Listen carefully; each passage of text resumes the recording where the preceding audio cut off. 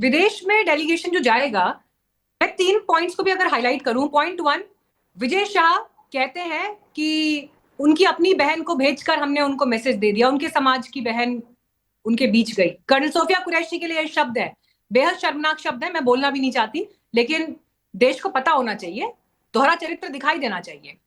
महमूद अली गिरफ्तार हो जाते हैं, महमूद प्रोफेसर, और अरेस्ट हो जाते हैं कि उनकी पोस्ट जो है वो आपत्तिजनक है। तीसरी बड़ी बात जो पोस्टर्स में हमको इस वक्त दिखाई दे रहा है, क्योंकि रुक नहीं रही है ये बातें, एक के बाद एक के बाद एक इस पर, एक तरफ से पोस्टर आ रहा है, दूसरी तरफ से पोस्टर नया रिलीज हो रहा है। सर, अगर आपस में उलझे रहेंगे या आपस में ही ये सब चीजें चलती रहेंगी और यही बातें, मुझे तो लगता है पाकिस्तान एक पूरा डॉजियर ये जो देश में चल रहा है इस वक्त उस पर तैयार करके विदेशों में सौंप देंगे। विदेशी अखबार भी इस चीज को पिक तो करेंगे ही ना।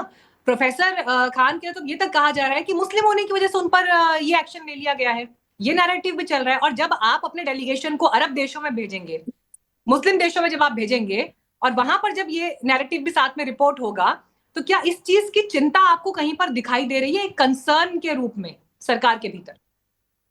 बिल्कुल दिखाई नहीं दे रही है मीनाक्षी जी। आपने जो मुद्दे उठाए, जो बातें बताई, और सचमुच शर्मनाक भी बहुत ही सौम्य शब्द होगा इन लोगों की हरकतें बयां करने के लिए।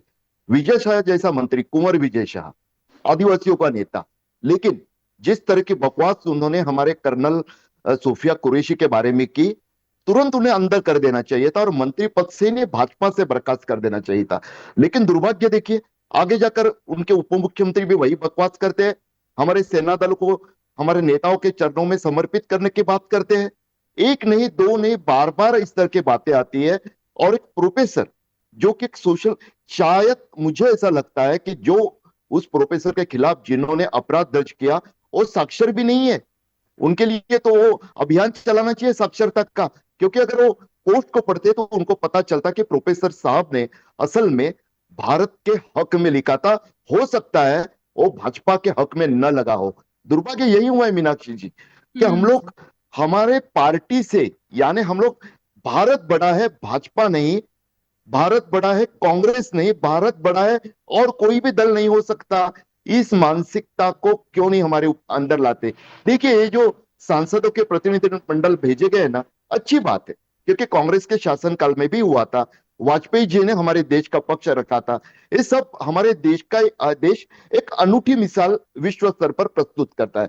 लेकिन अब जो मुद्दे सामने आते, क्यों हमने भेजा? क्योंकि हम बताना चाहते हैं आतंकवाद के खिलाफ एक साझा कार्यक्रम हो, एक साझा सुर हो। और हम लोग क्या कर रहे हैं?